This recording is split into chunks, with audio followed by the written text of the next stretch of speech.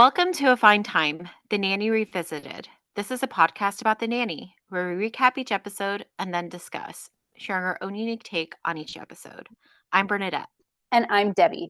Today we're talking about episode 117, The Dinner Party.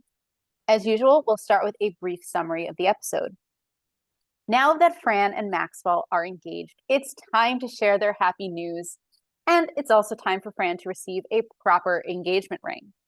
After an unsuccessful outing to Uncle Stanley's jewelry store, they turn to retail and Fran gets a beautiful, and as we'll later learn, a 7.5 carat ring. Unfortunately, not everyone sees their engagement as good news. Cece takes the news as well as can be expected, and the society column describes the match as Maxwell marrying the help while misspelling Fran's name. On the bright side, they are invited to the social event of the season. Unfortunately, however, that also doesn't go according to plan. The other attendees make fun of Fran, and she feels like she doesn't belong. Fran worries that the engagement is going to cost Maxwell investors, and then she gets anxious after Maxwell announces that he has invited those same possible investors over to the house, and she pours her heart out to a man she meets in Preston Collier Park. Saturday night comes, and the guests don't arrive, and Maxwell can't seem to figure out why not. Fran understands it's because of her, but he tells her that doesn't matter. And in reality, it also doesn't matter because Preston Collier was the man she spoke with at the park, and he offers to invest whatever amount Maxwell needs based on Maxwell's impeccable taste in picking Fran. Bernadette, do you have anything you want to add? I do not. All right, would you like to take us to scene one? So we open this episode in the kitchen. Niles is pouring some coffee, and Fran kind of I don't know, skips, is very just happy coming into the kitchen. She's wearing a robe for the first time in Mm-hmm. a while. And Niles asks, how does it feel to wake up an engaged woman? And Fran says, well, you know how sometimes they say when you finally attain your dream, it's always a letdown? Niles is like, mm-hmm.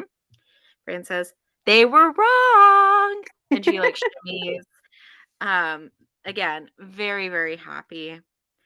Um, and Niles asks, shall I prepare your carnation instant delight, Mrs. Sheffield? And Fran's like, you called me Mrs. Sheffield. And he goes, I did. And she's like, say it again. And Niles is like, Mrs. Sheffield, Mrs. Sheffield. And then I believe Fran screams in joy, from being called Mrs. Sheffield. Um, And then Niles, of course, asks, can you get me a satellite dish? And Fran's like, oh, we're only engaged, Wait until after the honeymoon. I'll get you Ted Turner on the roof with a hanger. Mm-hmm. So then we hear a knock on the side door. Fran's like, who is it? And Sylvia's there, and she says, the future Mr. Sheffield's mother. And then immediately gets to the bottom of the issue. Do you have a ring yet? Mm-hmm. And Fran's like, well, when they caught the mugger, they never recovered the ring. Meanwhile, the mugger's girlfriend is giving him the conjugal visit of his life. Correct. And Sylvia is like, well, it's not a real engagement until I can take my daughter's hand and say, stick these carrots in your soup, Mrs. Glickman. And Mm-hmm. Fran's like, well, it, we might use the pop top for a while. Max and I really love each other, and that's all that really matters. I don't care if I ever get a ring. Which, side note, I think is a good sentiment to have. Correct. But Sylvia's like, all right, she's turning into a shishka right before my eye. Did I say that right? Shiksa. Shiksa. Sorry. It's okay. And then at that moment, Maxwell walks in from the side swinging door, and Fran's like, "Hi, sweetie," and he's like, "Darling," and they kiss each other. And Fran's asking, "How are you feeling? Any better?" And Maxwell's like, "A little. My back's, still a bit stiff from the mugging." And Sylvie's like, "You know what's good for that? Walking." Have you ever tried walking through the Diamond District? Hmm. Maxwell's like, actually, I set aside my whole morning to take your daughter shopping for the engagement ring. And Brienne's like, oh, we should go to Uncle Stanley's jewelry store on 47th. And then she starts talking about how at Uncle Stanley's they have a gold plated borscht belt chess set with the Joey Bishop. And both Sylvia and Maxwell are not super thrilled about this, but Fran still very happy is like thinking to herself, oh, that's probably gone. um, but anyway, Maxwell's like, well, I'd rather go to my jeweler at Cartier. And Sylvia and Fran simultaneously are like, retail? And Sylvia's like, out of the question. Stanley would be so insulted if his future nephew didn't at least stop by. And Hmm. Maxwell's like, all right, but I'll have to talk to Cece first. I haven't told her about the engagement yet. And Niles is like, oh, I've taken care of that for you, sir. He kind of checks his watch, and then we flash over point of view, Cece opening her apartment door. There's two men dressed in sparkling like top hats, jackets, and they're singing telegrams. And I'm not gonna sing it, but they sing as Do you like, want me to? if you want to, go for it. Okay. I apologize in advance. Fran and Maxwell are engaged. It looks like you're a loser. She'll be happy all her days and you'll become a boozer. Yep.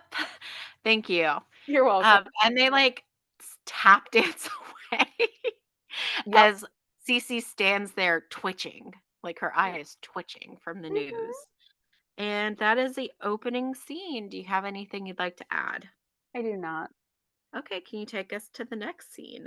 So we're now in Uncle Stanley's jewelry store, and Maxwell is commenting about how, well, I know you can't get your keys copied at Cartier, but a lot of people say they do have a lot of very nice stuff. And Fran's just like, oh, look at this. Uncle Stanley designed this himself. She's pointing to something in a jewelry chest, a jewelry display case, and she's explained that it's a lion's head made out of ounces of diamond chips, and 4 ounces of diamond chips, and that he calls it the quarter pounder. And Mhm. Maxwell does not seem impressed. And then Uncle Stanley comes over, and Maxwell offers to shake his hand, and Stanley's like, "What's with the hand? You're practically family. This girl is like a daughter to me. You can have anything in the store at cost." And then he leans in quietly, plus 20% to cover expenses. You understand. And Mhm. so Maxwell starts asking about a ring. Tell me, Stanley, what grade is that stone? And Stanley's like, I don't like to label. And he's asked, is that a crack? And he's like, well, if you have to ask, how big could it be? And then like Maxwell picks up something. He's like, that has to be the gaudiest thing I've ever seen. And Friend's like, 86 it. If you like it, I'll work him down. And Uh-huh. Max is just like, I'm sorry, Stanley, but I really don't think you have the kind of ring that we're looking for. And Stanley looks disappointed for a moment, and then he's like, you need keys? And Fran and Maxwell look at each other, and Fran's like, well, maybe for the back door. And so it seems like they're getting keys from Uncle Stanley, but not an engagement ring. Yep. At least it's something, right? And they Exactly. they went and they saw him. Yeah. Um, so then we move over to Cartier Hmm. and the gentleman there. Well, first of all, when they come in, Fran, of course, is like, she can't believe she's in Cartier. There's the gentleman there to help them. And he even mentions that they have De Beers. De Yeah, Beer? How an did how exquisite selection of De Beers. yes, and so, of course, Fran is like, "Oh, beer? Yeah. Could you grab me a Heine?" Yep. I'm assuming Heineken. That's Um, yeah, that's what I assumed as well. and yeah, but instead, he obviously takes out, a ring box, opens it, beautiful ring in there, and Fran tries it on, and, you know, Maxwell, meanwhile, is just telling her, like, "Darling, I just want you to be happy." And so she like looking at it and she's asking, does it look like on her hand? Mhm. Is it big?" And, the guy's like, "Oh, you want something small?" I could find something smaller. And she's like, "No, no, I'll grow out my nail," to essentially, like, balance that out. Right. So again, it kind of appears like the first ring was it. Did you get that impression as well, Debbie? That is the impression I was left with. That they walk in and immediately they find it. It's a pretty quick. Well, to quote my sister-in-law, "When you know, you know." Yep. So, anything you'd like to add to that? No, I think I'm Okay, good. can you take us to the living room then? Yeah, so we're in the living room. The kids and Niles and Fran are congregated, and Fran is showing off her ring. Um, Gracie takes her hand. Let me see. Now that now that talk is a gazumpta ring, is what she says. And Yeah. Fran explains, well, technically the kids are Jewish now. It goes by the mother. Mhm. Um, and the doorbell rings, and Niles is like, well, maybe that's Miss Babcock. She hasn't seen the ring yet. He walks to the door, he looks out, he sees it's her. It is Miss Babcock! It is! And he opens the door and she comes in and she tells him uh, that she hands him a destroyed top hat, saying their next gig will be tapping on your grave. And then she looks at him. What are you so happy about? Hoover introduced its spring line. And he's like, no, I'm just happy about Miss Fine's engagement. And Cece's like, they ain't married yet. I haven't seen a ring. Well, that fed right into what Niles wanted. He's like, he grabs her hand. Well, then, Cece Babcock, come on down. And Fran pulls out her hand so Cece can see it. And Cece's like, well, it's beautiful. And she's doing the twitchy thing. I have Uh-huh. to get back to work. Mhm. And then she like walks out.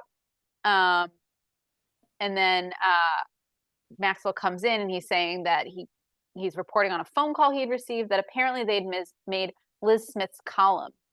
And he like has a newspaper and he looks for it. They find it and he reads, and they read Maxwell Sheffield, Tony Award winner, is marrying the help. And Maxwell's like, well, you know the old saying, doesn't matter what they say about you if they spell your name right. And she's Mhm. like, she reads to him, Fran phone. He's Uh-huh. like, oh, and then Niles chimes in with, don't let that bother you. The Clarendons cordially invite Mr. Maxwell Sheffield and his fiancee, Fran Fine, to the social event of the year. And he like holds out the envelope, and Fran's like, do you realize that this is the very first thing that acknowledges me as your future wife? I'm gonna have to take this down to Kinko's because everyone is telling Ma she's a big fat liar. And she like Mhm. opens the envelope. Where is it? And Niles is like, I can't remember. And we hear a scream from off off screen from Cece. Mhm. No. And Niles is Yep. like, it's possible I left it under Miss Babcock's sandwich. Yes. Yeah. Do you have anything you want to add? I do not. All right. Would you like to take us to the exclusive clothing store? Yes. So, we see Fran, Sylvia, and Val walk into a store that is very 90s modern, like exclusive looking with like minimal clean lines, Hmm. but you don't actually see clothes. And Fran explains to Sylvia and Val, this is the most exclusive clothing store in the city. And Sylvia is like, yeah, it's so exclusive they don't even let the clothes in. Hmm. Um, and then, is it Val or Sylvia makes a question? I think it's Val asking where the regulars are, and both they all three turn to a floor length mirror where they see their reflections, and Fran's like, there they are. um, right? That's how Right. you interpreted it as well. Yes. So we then see like one of the store clerks or employees come out and immediately try to like rush them out of the store by saying the Correct. ladies room is a customer place. And um and friends trying to say, no, no, I'm here to get something for you know important. And the employee's like, well, you should go to Flash and Trash down the street or something like that. And Hmm. Fran, instead of taking it as the insult it's meant to be, is like, "Oh, yeah, that store is that store not great or what?" You know? Right. He's obviously been there before and appreciates what Flush and Trash has to offer. Um, and Sylvia picks up on, how the employee is treating them and makes a comment of like, well, it's obvious she's cranky because she hasn't had lunch. And she kind of turns and says even more snarkily, ever.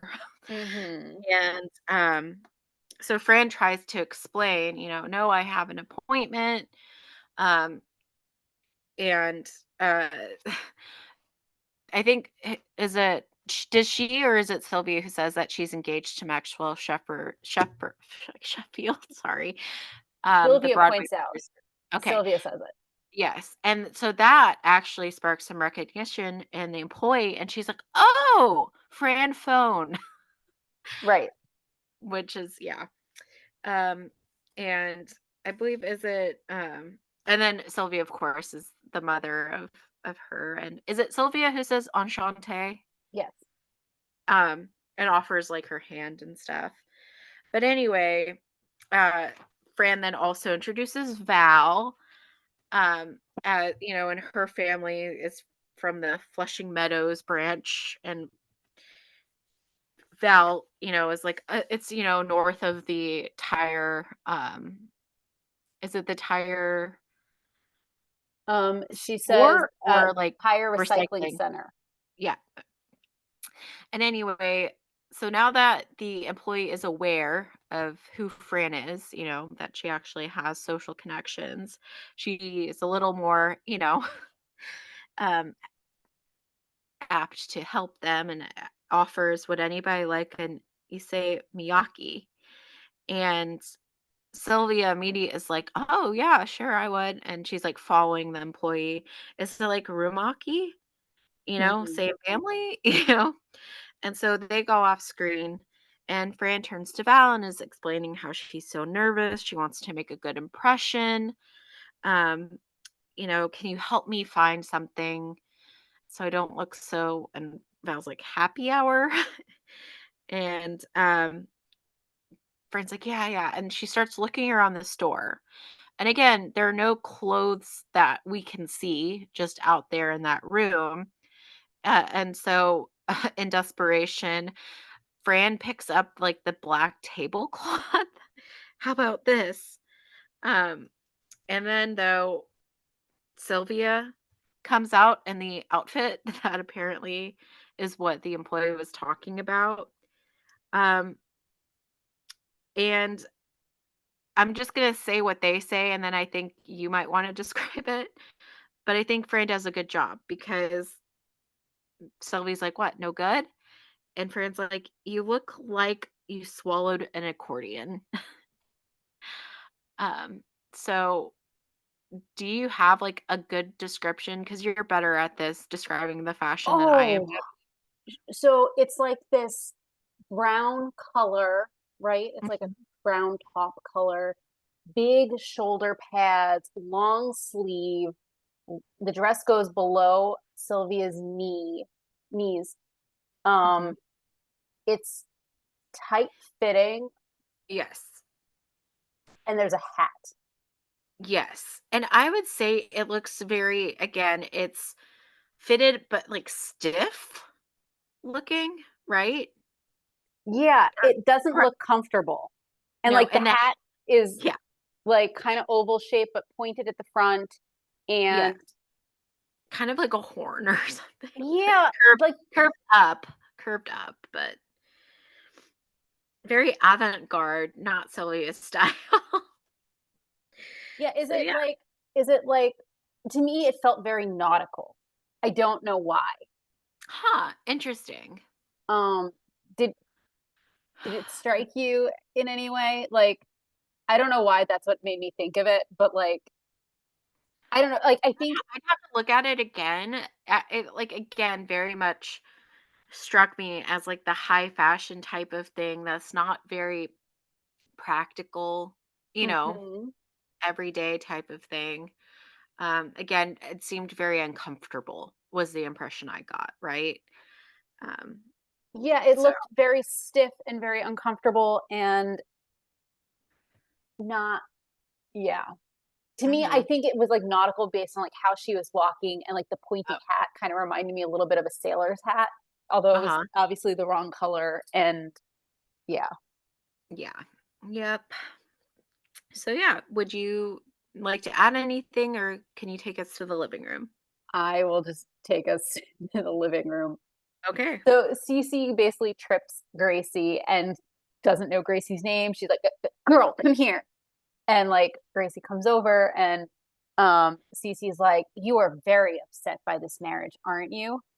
And Gracie's like, "No, I love Fran, and Daddy does too." "No, he doesn't," is Cece's immediate response, and Cece, like, does the twitching thing that she's been doing all episode. Yep. And Gracie's like, "Miss Babcock, as hard as this is, you have to accept it so that you can move on with your life." And, like, they're sitting next to each other on the couch, and, like, Cece sort of turns away from Gracie, and she's talking, and she, like, has this little soliloquy where or monologue or whatever, where, Cece's like, "I've tried, I've really tried, but you don't know how hard it is for me. I'm so alone in this world. The only men I ever meet are the ones I audition. Do you know how many straight chorus boys there are in this town? I do. The only thing I have to look forward to is saying goodbye to Niles." Meanwhile, Gracie has gotten up at Niles' like urging, and Niles has sat down.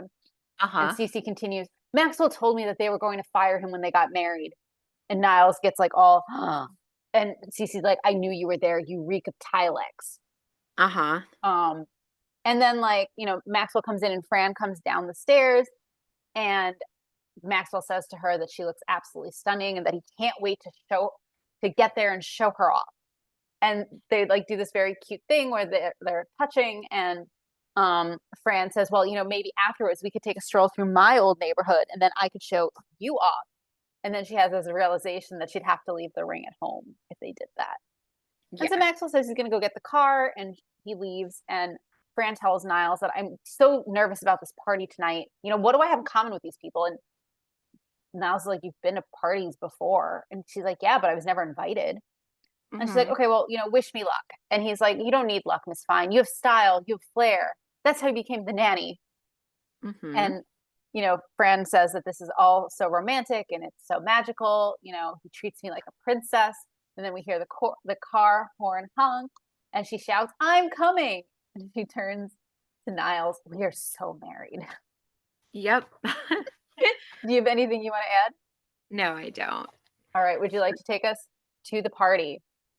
Yes, so we are, in a large fancy room. There's again, it is the, social event of the season. You see a lot of people, mingling, all dressed up, and Fran is in the middle of the room with the apparent hostess, complimenting, the ceiling mural, and then, of course, making a comment how one of her relatives, an aunt or so, has something on her ceiling as well. Except, it's the cottage cheese type of ceiling, so it looks like, you know, was it the cherub has like acne or something, Yup. so not as good. Nope. Um, and so uh I believe they you, from the audience perspective, we can see kind of like some derision, from the other attendees regarding Fran, but Uh she's huh. very oblivious, as is Maxwell. And of course, the lady asks, like, or someone asks how Maxwell even met her to begin with. And he explains, oh, she showed up to the door. She was selling cosmetics. Can you believe it? And, one woman to the other makes the kind of catty comment, like, I can. And then they make the comment, it's like Richard Gere when he married, in the movie where Richard Gere married that hooker. And Fran overhears this comment, but she takes it as a compliment. "Oh, you think I'm like Julia Roberts?" Um, and then she notices, a plate, or like two trays of like the smoked salmon, and she's like, "Oh, I'll consolidate these, and then you'll have lox and stuff next weekend." Um, and so we kind of cut. I consider this all kind of one scene. We cut briefly to the kitchen I where we agree. see. 2 maids, yeah, 2 maids, 2 maids, working, and it's kind of funny because the one asks the other, "Oh, do you think this caviar is still good?"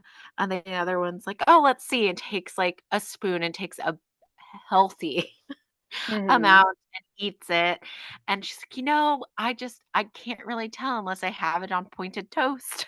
So, of course, they go, to eat that, and they sit down at the little table in the kitchen right as Fran is kinda coming in through the swinging door. They don't notice her, but she overhears them talking about how, oh, they feel so bad for her because all of the guests are just, like, absolutely ripping her apart, and, um, and that's unfortunately, again, where Fran realizes, the true attitude towards her, and she just seems, like, so devastated by that, right? Mhm. Have anything to add to that party scene? I do not, other than poor Fran. Yeah.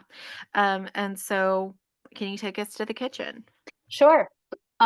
So Fran is in the kitchen with Sylvia, and Fran is like updating her about like the party. And she's like, I thought that I was fitting in and that they liked me. And, but really they were just laughing at me behind my back. And I don't know, I'm, beginning for the first time to wonder, well, maybe I'm not good enough for Maxwell. And Mhm. instead of being supportive in any way, shape, or form, Sylvia Uh-huh. asks, what do they serve? And Fran's like, Ma, I'm pouring my heart out to you. Medallions of beef with a so and so Bernaise. Uh-huh. Sylvia's like, darling, do you remember when we went to the Doral Hotel in Miami Beach and I went to that pool bar wearing a string bikini? Do you know why people were laughing behind my back? And Fran's like, because that was the view that was funny. And Sylvia's like, Mhm. no, because they were jealous. Because I dared to be different. You're different, unique. What was the dessert?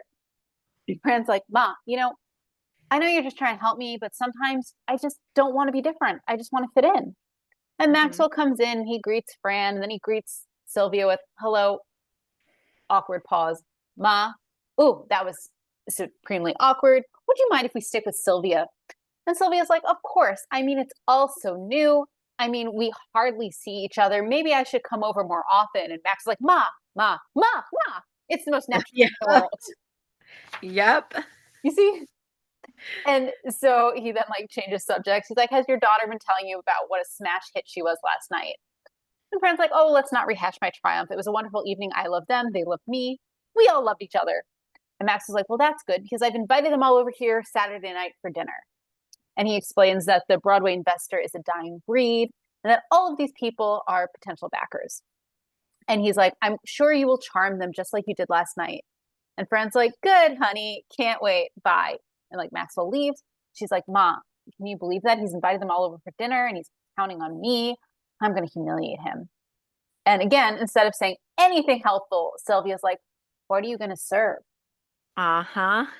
Yep. Do you have anything you want to add? I do not. All right. Would you like to take us to the park? Yes, so we are at the park. Fran is sitting on a bench and she has like a bucket of chicken in her lap and she's eating a drumstick. And, she's obviously upset. And an older man approaches. He's again dressed down, right? Um, Mm-hmm. has, like a beanie of sorts. And again, just overall, the attire is dressed down. Yeah. And he He asks, looks, I'd yeah, even go so far to, as say he looks kind of shabby, doesn't he? yes, yeah, yeah. And he asks her, "Would you like some company?" And he's kind of eyeing the chicken as well. And she's like, "Yeah, yeah." And he sits down and she offers him the chicken. And of course, he grabs it, a piece. And she explains, she ordered it extra crispy, but she's been crying a lot, so it's probably not extra crispy anymore. And he goes, "I know you. I saw you in the society column, Fran Phone." Mm-hmm. She's like, "Oh, you read the society paper?" And he's like, "Read, sleep, whatever." um, and he's like, "Would you like a hanky?" Because she's kind of, sniffling and all that kind of stuff. And she turns as if she's about to accept it, but then sees it and says, "No, thank you." Or "Thank you, no." And she goes on to talk about how she feels like a complete loser, um, and how, everybody hates her and they think that Maxwell's marrying down and all of that. And basically, you know, she's just pouring her heart out to the stranger. Mhm. And then though she kind of like looks at him and is like, Well, can I just comment on her, like, pouring her heart out briefly? yeah, go for it. So, like, he asks her, "Why are you crying?" And she's like, "I don't wanna burden you with my problems." He offers her a hanky, and it looks like she's gonna accept, and then he pulls out this disgusting looking hanky from his pocket, and she's like, "Thank you, no." And then Yeah. she explains, "Did you ever feel like you didn't belong, like you were a complete loser, and you were about to disappoint the man of your dreams?" And the guy pauses for a moment. "Yeah." And then that's when she looks at him again and go ahead. Yeah. And again, she um does something like kind of we can talk about that more, but she like pulls out her purse and she like talks about how she's going to give him her home address, and that way if he's ever in the neighborhood and he's hungry, he can feel free to stop by. They have plenty of chicken. But she also mentions that, if a woman named Sylvia answers the door, you're kind of out of luck. And he's telling her like what a sweet, very sweet young lady she is, and Mhm. how, you know, she could never disappoint anybody, Any uh, man. any man. And then she's digging through her purse, and then she's like, "Oh, would you like a lifesaver?" And it's like unwrapped and like looks like, it has things clinging to it. And of course, he declines, "Thank you, no." Um, Mhm. and of course, that's meant to imply, yeah, she could by offering a dirty lifesaver. But again, it's a very kind of sweet exchange with the stranger in the park. Anything else you'd like to add to that scene? No. Okay. Can you take us to the next one? Sure. So we're now back in the Sheffield home, and Fran is all dolled up, and Maxwell's all dolled up, and Niles is there, ready, and Maxwell like is explaining the circumstances that, well, I've heard of fashionably late, but 3 hours is bloody avant-garde. And Niles Mhm. is like, this is a bloody disaster. I've got enough shrimp to feed 45 people. And Fran's like, oh, don't worry about it, Niles. I'll invite Ma over for brunch tomorrow. And Niles like, great. Now I have to go out and get more. And Max was like, Mhm. but I don't understand. Is it me? Did I say something that offended them? And Fran's like, well, honey, a lot of people drive Jaguars, so you're bound to get some anti British sentiment. And then she's like, sweetie, you did do something. You're such a rich and classy society guy, and you're marrying so beneath you. It's like, what are you talking about? And she's like, the reason why no one is here tonight is because they hated me. They were all laughing behind my back. I'm the reason you're going to lose all of your potential new backers. And oh, Cece's also there, I should mention, because she then turns to Niles and is like, Niles, what time is it? He's like, it's 9:07. And Mhm. Cece's like, remember that time. This is the moment Maxwell Sheffield realizes he couldn't possibly marry Nanny Fine. And uh, as we, the audience, would hope and expect, Maxwell does not realize that this is the moment he could not possibly marry Fran. Instead, he says, well, to hell with them. My poor darling, don't you realize that you're worth more to me than any of them? I love you. Niles Mhm. turns to Cece and is like, 9:07 in 10 seconds. And Cece's like, please, let's see just how far that love takes you when you're standing on a corner with a sign around your neck that says, we'll produce revival of Brigadoon for food. Well, then the doorbell rings and Niles opens the door, and there's the guy that Fran was talking to in the park. Mhm. And he says, hello, I believe I was invited. And Max was like, oh my God, would you excuse me a minute, Fran? And Fran's like, oh, no, no, no, I'll take care of this. I met him in the park and I told him if you were hungry, you can come by and I'd give him some food and maybe a couple of bucks. And Max was like, what are you talking about? This is Preston Collier. I invited him.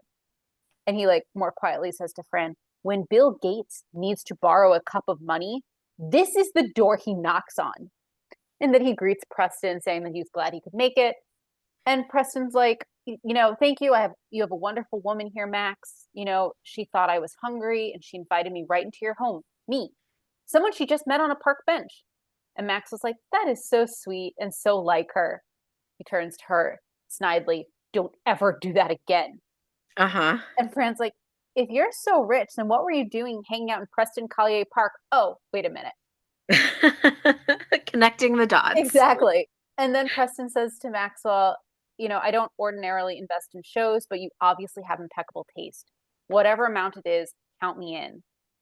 And Niles turns to Cece. I'm calling it. Time of death, 9:10. Yes. Do you have anything you want to add? Just again, he's wearing the same attire he was wearing in the park. So it's Correct. not as if he's dressed up for like a fancy dinner. Correct. But yeah, and then we just have our final little clip of the children in the kitchen getting together what looks like, ice cream sundaes, various toppings, that kind of stuff. And Sylvia comes in greeting them and they're like, "Oh, hi Sylvia." And she's like, "Oh, well, you know, I know, it's the same kind of parallel to the conversation with Maxwell earlier. Like, oh, when are you going to call me grandma? I guess it's still so new. Should I just come by more often?" And then, of course, immediately, uh, one of them says grandma, one of them says Nana, and then Gracie says Bubby as Mm-hmm. they hug her. And that's the episode. Yeah. Did you notice what Sylvia did right before um, Yeah, she stuck her her fingers into like whatever the ice cream, whipped cream, yeah, whatever they were eating? yeah, and like licked it and stuff. And they're Yep. like immediately like, "Grandma, Nana, Booby." Yeah, exactly. Um, so yeah, is there anything you want to talk about before we get into our shticks? I just have a question for you. Sure. Whether or not you thought that interaction was purely at the park, was purely coincidental, um, or not. Like, do you think, Preston Collier was just like hanging out in the park and it just so happened and like he just regularly dresses like that? I mean, I think so. Mhm. Um, just otherwise, it would be really weird that on the one day he decides to dress like a schlub, Uh-huh. he encounters her. I think the entire interaction in the park is like unusual, Yes. Because to put it nicely. yeah. Well, because again, it's very sweet that she's like gonna share and like have a nice interaction with Hold on, who I'm just gonna throw this out there. Like, yeah. it seemed weird to me, especially knowing who Preston Collier is, because I've obviously seen this episode before. Um, Yeah. it seems weird that he would walk up to a perfect stranger and be like, I want to sit with you because you've got the chicken, and then start eating the food because, like, he doesn't know what she's done to it. Yeah. Again, I'm assuming they're trying to make him just a very eccentric rich guy. I Or mean, that's maybe believable. yeah, or again, because again, he's eyeing the chicken, so it's not as if he's trying to flirt with her necessarily. Correct. Like, you don't get those vibes. Yeah, I'm going to assume they're just trying to create a very eccentric character, um, and that's just how he rolls. Well, then they were successful. Yeah, and again, it's like one of those things that, like, again, you and I, unfortunately, given how the world is, would be more, Careful, cautious.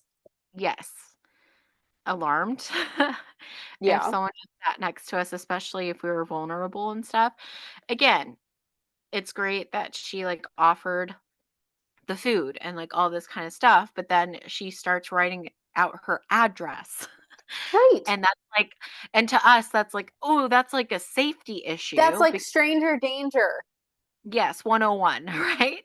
Right. And again, it works out because we've come to learn that this guy is, in fact, just an eccentric rich guy who has no, from our perspective, ill intent to rob the place or harm them in other ways, right? But just generally speaking, that raises alarm bells. Like, Hmm. no, you don't just give your address out to a perfect stranger. Perhaps there would have been another avenue of assistance, you know, if she was Right. wanting to help him. Right. But yeah. Anything else you kind of want to talk about before we jump into our shticks? No, I have things in our shticks to talk about. So Okay. Okay. So let's jump into favorite fashion. Did you have any this week? yes, I have two things I want to talk about. We've already talked about Sylvia's uh, dress at the exclusive clothing store, so we don't need to talk about that.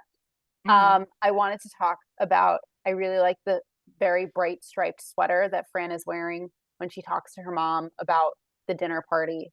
I also really like the, you know, conservative, long, formal black dresses that Fran wears both to the social event of the season and the dinner party that wasn't at the Sheffield home. Hmm. How Yeah, about she you? looked very I would agree with, like, her dresses and stuff, like, very elegant and Yes. appropriate, I think, for those occasions. Yes. So, I would agree. Was there other fashion you'd like to talk about? I don't think so.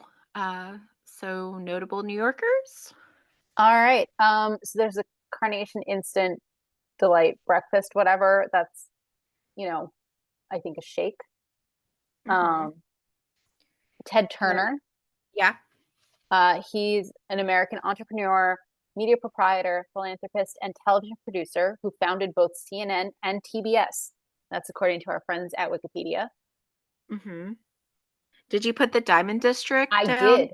It's an Okay. area of Manhattan encompassing West 47th Street from 5th to 6th Avenues, which is described as, and I quote, the world's premier shopping destination for diamonds and fine jewelry. That's according to diamonddistrict.org. Joey Bishop? An American comedian who was born Joseph Abraham Gottlieb and known for his talk and variety show, as well as being a member of the Rat Pack. That's according to our friends at Wikipedia. Cartier? Cartier is a French luxury goods company that is known for jewelry, watches, and leather goods. That's according to our friends also at Wikipedia. Did you put the De Beers or I did. whatever? And I Okay. quote, the world, they call themselves the world's leading diamond company, which has sold rough diamonds since 1888. Oh, wow. That's according to our friends at DeBeersGroup.com. Did you put, like, the Heineken reference or I no? did Heineken. It's a beer company that was founded in 1873. That's Oh, according to our wow. friends at Heineken.com. Mhm. I know we, had Liz Smith before, We did. and then we've had Tony Awards before. We did. I don't think have we had Kinko's before? I think we did. Okay. I'm assuming Flash and Trash is not a So real. so we definitely I think we talked about Kinko's before because Fran made a comment about you try getting the yes, we definitely did. It was in the episode where the episode No Muse is good Muse because Okay. Tasha was like, "What is Kinko's?" And Fran's like, "You try getting the student discount under those fluorescent lights." Sorry, that was a unnecessary rabbit hole. Oh, Um, no. All good. Flash and Trash, I don't have a very good answer, but like there is a website which seems to have different types of clothing or material goods, and they seem to have like a build your own hat thing. I Mhm. didn't get a good sense of what it is or was, but it does have a website. It does have a web Okay. presence. So Okay. Issey Miyake? a Japanese fashion designer who is known for tech-driven clothing. That's according to our friends at Wikipedia. Okay. Did you put Tilex? I did, but I didn't research that one. Okay. Just a cleaning Yeah, product. it's a cleaning product that takes care of that removes mold and mildew. Mhm. Produced by Clorox. Yep, and then we have, references. Oh, there was Oh, Rumaki, which was referred to with the Isimiyaki, because yeah. Sylvia's like, is it like Rumaki? And apparently, Rumaki is and I quote, bacon wrapped chicken liver and water chestnut bites. That's according to our friends at Savoir.com. Mhm. Again, the women allude to Pretty Woman, but don't actually say the title of that movie, Hmm. but they reference it by Richard Gere and Julia Roberts. Correct. I'm not sure. I know we've had Julia Roberts before, I think. Yeah, and we've also talked about Richard Gere. Okay. And then let's see. Did you okay, for the audience, for our listeners, when Fran is in the park and she's first approached by who we learn is Preston, um, Collier, there's a clap from the audience. Hmm. So who played him? Dick Martin. Okay. And he was a comedian and director known for Rowan Martin's Laugh-In, Mama's Family, The Ed Sullivan Show, and The Lucy Show. That's according to our friends at imdb.com. Hmm. Did you put lifesavers or no? I did not, Okay. because we definitely, I think we've talked about lifesavers before. Hmm. Jaguar. It's a British car company. Hmm. Yeah, they were. She was not saying that people ride actual animals. Yeah, that would be very dangerous. Yes. Brigadoon. A musical that was originally produced in 1947 on Broadway, and it was inspired by Oklahoma and Carousel. That's according to our friends at Wikipedia. Bill Gates. An American businessman who's best known for co-founding Microsoft and his philanthropy. That's according to our friends at Wikipedia. Did you have any others? Uh, none worth commenting on. Okay. So then, Samira Shikop.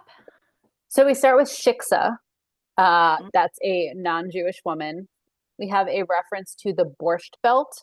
The Borscht Belt was an area in the Catskills, because there was a period of time when Jewish clientele were not welcome at different, shall we say, higher end hotels. And so the Borscht Belt was formed, and that's where Jews would go on vacation.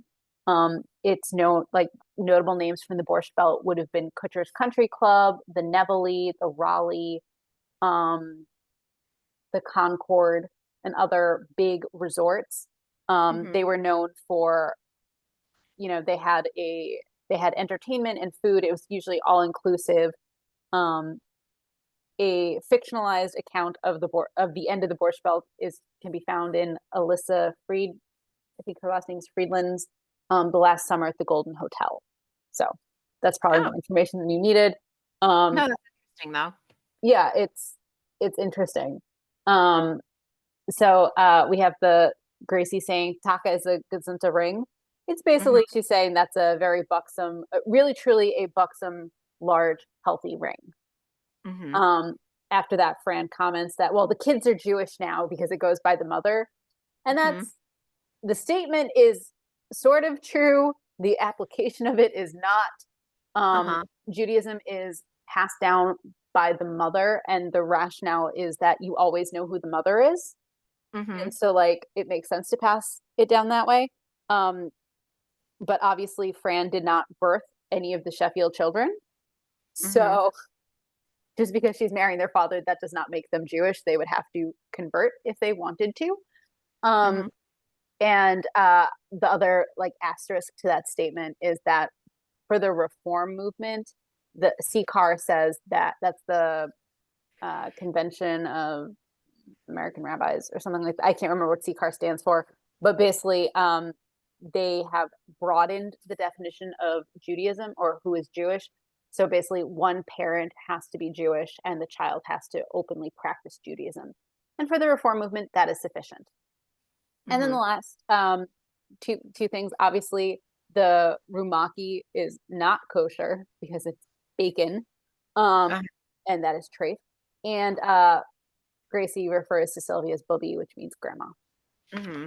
And again, like we talked about it so many times before, but the shrimp is also not kosher. Oh yes, but like Fran was, yeah, true. Fran wasn't going to eat it; her mother was. So yes, yes, Yes. that is also treif. Yep. Okay. So 90s nostalgia. Old cars. Yep. And again, what we kind of mentioned earlier, like the fact that she's referencing Kinko's to go make a copy. Hmm. How about the invitation to the social event of the season coming in the mail? Yeah, yeah.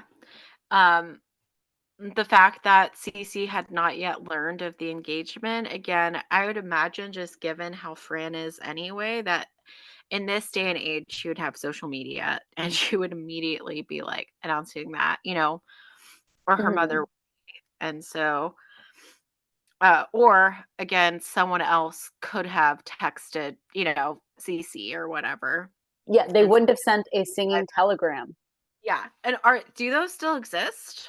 I don't know. I have never received a singing telegram. Neither have I. Well, apparently they do, Hmm. because when you try to Google singing telegram, um, it offers you singing telegrams near me, and yes, they do exist. Interesting.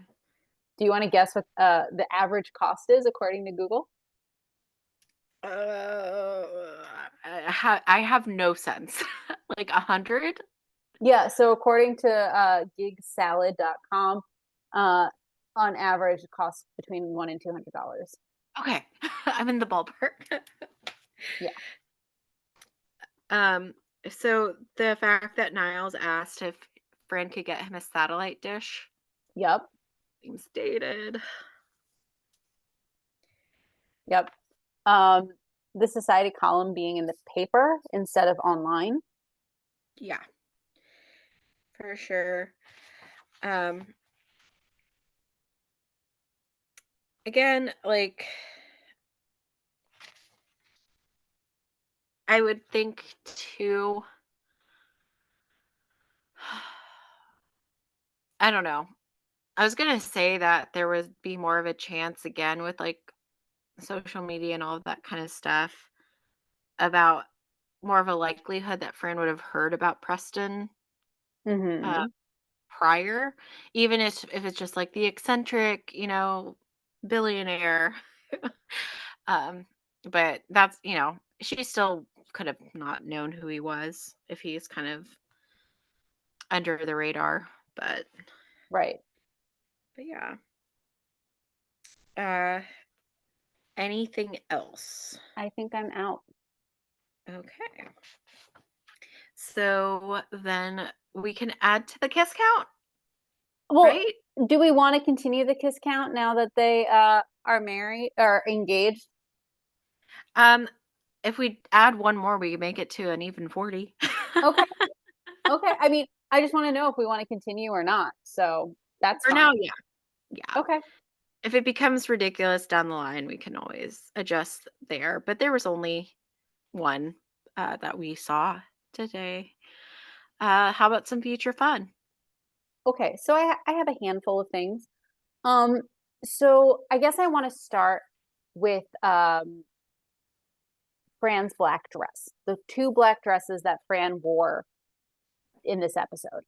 Hmm. As you pointed out, they were very appropriate for the occasions.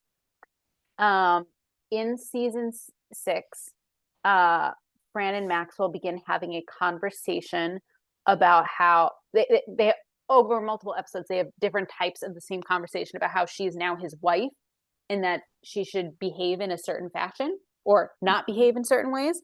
Um, Hmm. and at one point, she tells him that she's going to be more demure because that's what he is looking for. And so Hmm. that night, they go to a dinner party at a playwright's house, and she not only brings her demure purse, um, but she dresses in this black floor length gown, which looks very conservative. And then as they're walking out the door, she finally turns around and we see that it is entirely backless. Oh, wow. Um, and she uses that to flirt with the playwright. And so that's one aspect of it. Also, at that dinner party, that is not the dinner party we saw tonight, is not the only dinner party that, shall we say, Fran screws up.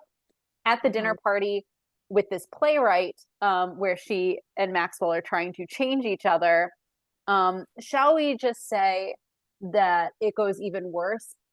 Fran ends up killing the playwright. What?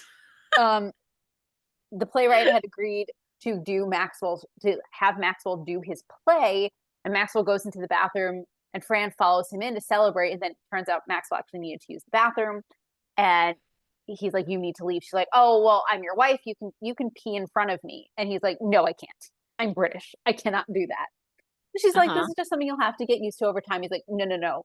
And then she like tries to like open the door, and because it's a comedy, the doorknob comes off, and so like he thinks he's going to burst. So he basically like she basically leaves the bathroom via the window and is walking on the like trim of the house and falls off it, crushing the playwright. Wow. Yeah, yeah. Wow. And then the other thing I wanted to comment on, Cece does this thing in this episode where she's like, 907, Maxwell realizes that he couldn't possibly marry Nanny Fine. She comes to that conclusion a second time after Maxwell's father dies. When Maxwell's father dies, he does not leave the bulk of his estate to Maxwell, his brother, or his sister. And Cece tries to use this to her advantage, basically saying to Maxwell that, like, well, you're in need of a rich wife, and like, here I am. She Uh-huh. basically says something like, I'll be direct. I have 20 mil, I'll buy my own ring. Like, let's go. And needless to say, Maxwell thinks she's being funny. Uh-huh. So yeah, um, we have we have fun things ahead of us. Nice. So then it's time for episode ratings. Yes, ma'am. So, as a reminder to our lovely listeners, we like to rate each episode from 1 to 5 lipsticks, with 1 being the lowest, 5 being the highest. But again, this is just for fun. It's pretty arbitrary, subjective. We reserve the right to, again, change the scores later, the Hmm. ratings later. And this week, Debbie, you get to go first. I hate going first. I obviously I enjoyed watching the episode. It does provide interesting social commentary. Um, but it's not my favorite episode. I don't go out of my way to rewatch it. Um, I definitely enjoyed the singing telegram. I definitely enjoyed Niles torturing Cece. I enjoyed the addition of Cece's Twitch. Um, it's just eh. I don't like the making fun of Fran. Um, it doesn't move the plot forward as much as last week. I think I'm just gonna give it a 4. How about you? So, this is so interesting. So, for the second week in a row, I'm giving it a 5. Wow. Which, again, like throughout this season, I think I've been generally pretty low in Hmm. scores. And last week, I think, was my first 5. The reason, again, I liked the fact there were several elements, like how Fran was like, it's like the engagement ring doesn't matter as much because she and Maxwell love each other, and that's the important thing. Maxwell sticking up for Fran by saying to hell with those investors. Um, in this episode, like Fran doesn't actually actively screw anything up. I mean, the other people are just snobbish, you know? Um, Hmm. maybe again, you don't offer to consolidate the salmon, the smoked salmon, but again, there was nothing overtly, Yeah, I wrong mean, with I how she. feel like I would definitely do that. Yeah, and so it's not like and in fact, her actions helped Maxwell as it came to like Preston, right? Um, so this is not a situation in which she's being put down by like Maxwell, right?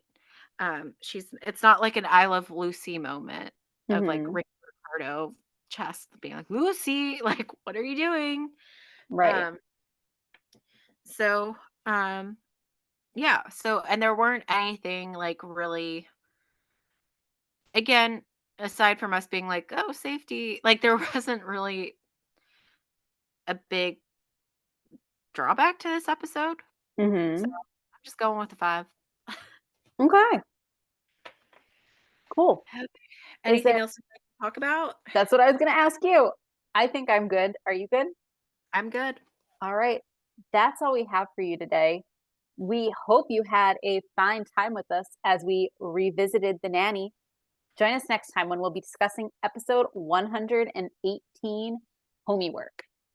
If you'd like to reach us on social media, you can find us on Twitter at Nanny Revisited. You can also send us email at findtimenannyrevisited@gmail.com. Have a great week.